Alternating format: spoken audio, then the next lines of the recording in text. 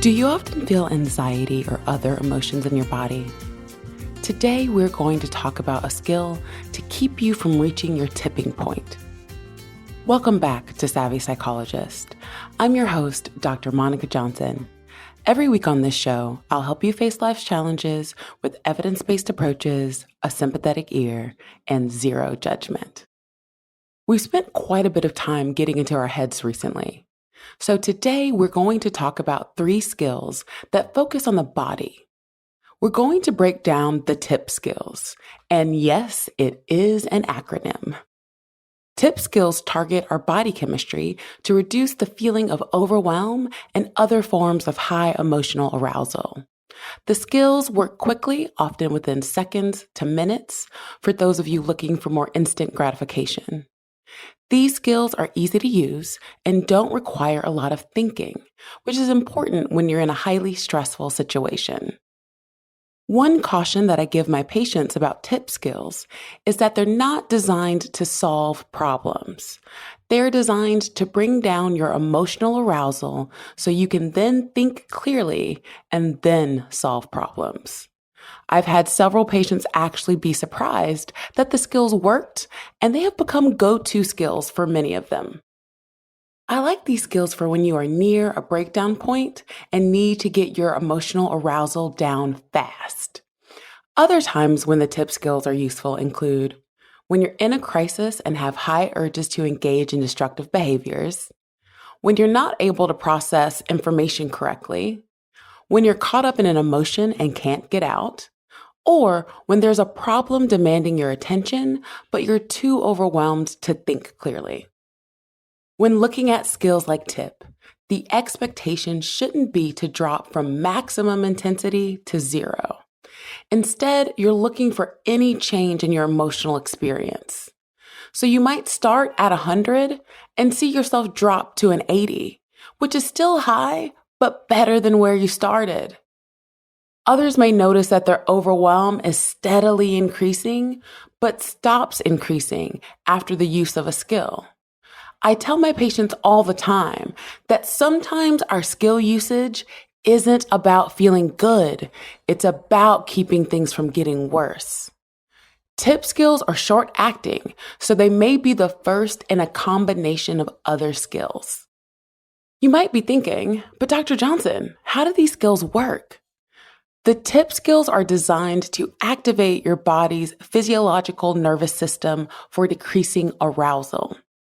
Your nervous system is composed of 2 parts, the sympathetic and parasympathetic systems. The sympathetic system is the one that revs you up. It's responsible for your fight or flight response and increases arousal. The parasympathetic system tries to keep things balanced. It helps with increasing emotion regulation, which is associated with decreases in emotional arousal. The TIP skills are all about activating your parasympathetic nervous system. With that in mind, let's break down these 3 skills. T is for temperature. The first TIP skill is tipping the temperature. You do this by submerging your face in cold water or placing cold packs on your face while holding your breath. This induces the human dive reflex, which in turn sets off the parasympathetic nervous system and reduces physiological and emotional arousal very quickly. The dive response, which could take up to 30 seconds to activate by using the skill, occurs when your brain thinks it's underwater. In these situations, your brain will slow your heart rate, reduce blood flow to non-essential organs, and redirect blood to your brain and heart. This response helps regulate your emotions and is helpful when you have strong, distressing emotions or have urges to engage in dangerous or destructive behaviors. The most common method that my patients have used is dipping their full face into cold water and holding their breath for anywhere from 30 to 60 seconds. This should be sufficient enough to start the diving response. However, some patients may hold their breath for longer if they are comfortable doing so. Be careful not to make the water below 50 degrees. This temperature should be enough to engage the diving response. The second most common method is to fill a Ziploc bag with cold water and place it over your eyes and upper cheeks. The third most common method is splashing cold water on your face. We've all seen this in the movies. Standing, bending over, and holding your breath while using these two methods will often increase the effect. A quick caution.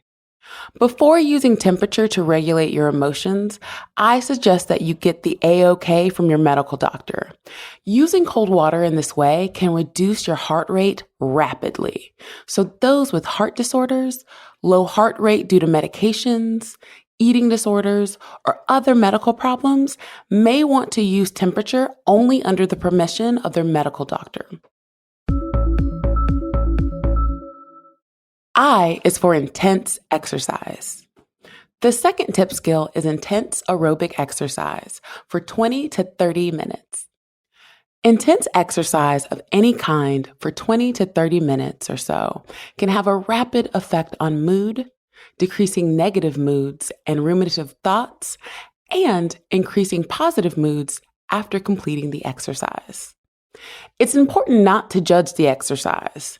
Whatever you would consider to be intense by your fitness level works. This could range from walking briskly to doing backflips. There is research to support that anxiety can reduce significantly if your heart rate gets to 70% of your maximum based on your age. Additionally, getting your heart rate to between 55 and 70% has been shown to increase positive emotions with more lasting effects when the exercise gets your heart rate to 70% intensity. Now you're beginning to realize why I begrudgingly promote exercise so often. I don't personally enjoy it, but I do enjoy the effects it has on the mind and body. Use exercise when you are engaging in nonstop rumination, experiencing extreme agitation, when you're angry, or anytime you need a mood boost. Exercise is great in the morning, but you can use it at any time of day that you think you found useful in the past. P is for paced breathing and progressive muscle relaxation. Generally, the heart beats faster during in-breaths and slows down during out-breaths.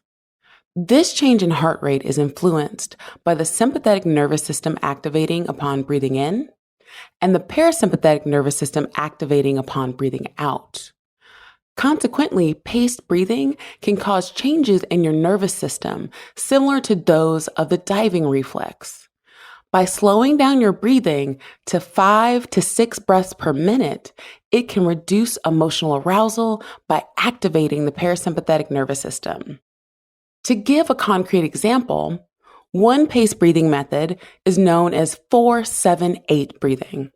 And this exercise, you will inhale for a count of 4 seconds, hold your breath for a count of 7 seconds, and exhale for a count of 8 seconds. This is a different way of breathing for most, so you may want to limit it to a few cycles at first and expand as you get more efficient at deep breathing. P also stands for progressive muscle relaxation. You can perform this skill alone, but most people will pair it with paced breathing as well. In this exercise, you tense and release various muscle groups. This can be a short exercise, or you can literally go from the tips of your toes to the top of your head. The strategy is to tense muscle groups, noticing the sensation of tension while breathing in. Then relax them by letting go of the tension, noticing the sensations as the muscle tension gradually goes down. The goal is to increase awareness of both stress and relaxation in the body. Most of us carry a lot of tension in our bodies. I'm notorious for having tight shoulders. This exercise can be helpful for letting it all go. Generally speaking, you would tense your muscles on the in-breath, and on the out-breath, repeat the word relax to yourself as you let the tension melt away. I'll walk you through a brief example. For this example, we will focus on 2 areas, your hands and shoulders. You will want to tense for 5 to 10 seconds and release for 5 to 10 seconds. Breathe in as you make a tight fist, then breathe out while in a soothing internal voice, say the word relax as you let all the tension fall from your hands. In regards to your shoulders, it's the same steps. However, you will pull your shoulders all the way up to your ears and hold them for 5 to 10 seconds. Then let your shoulders gradually relax on the out breath. There are many meditation apps like Headspace, Calm, or Insight Timer that can walk you through progressive muscle relaxation. If you'd like to hear me walk you through breathing exercises or progressive muscle relaxation, let me know in the comments on Instagram at KindMindPsych. Or you can also reach out to me via email at psychologist@quickanddirtytips.com or leave a voicemail at 929-256-2191. The Savvy Psychologist is a Quick and Dirty Tips podcast. It's audio engineered by Steve Rickyberg with script editing by Adam Cecil. Our assistant manager is Emily Miller, and our marketing and publicity assistant is Davina Tomlin. Follow Savvy Psychologist on Apple Podcasts, Spotify, or wherever you listen to podcasts. That's all for this episode of Savvy Psychologist. Thanks for listening. I'll see you next week.